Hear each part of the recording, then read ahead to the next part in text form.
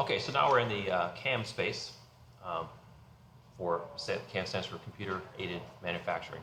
And we have our piece here, like we saw in Fusion, our design, and we're going to tell it to cut this out with some aluminum.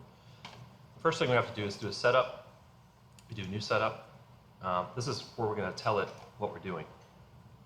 So right now, this is our object laying flat on the bed. This is the z-axis pointing up, as I mentioned. This is the y, and this is the x. So that's exactly, when it goes to cut, it'd be like this right here. We'd be looking at it like that, which is good. So we need to tell it what we're doing here. So we are going to use the model orientation, which is facing up the way it is. That's fine.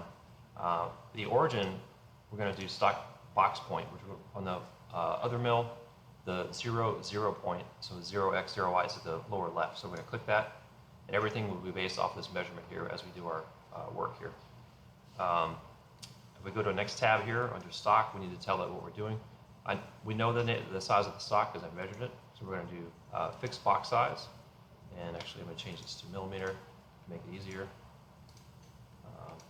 Here, so we'll go back to our setup. Okay, so let me choose this again. So we do our box point.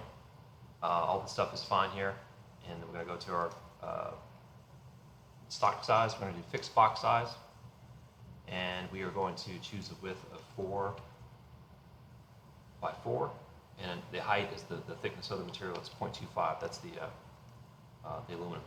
We can leave it in the center for right now because there's going to have to be clamps around this here to make this happen. We could move this around. If you're doing multiple ones, you could do that. The third tab you don't have to do anything with. Just hit OK.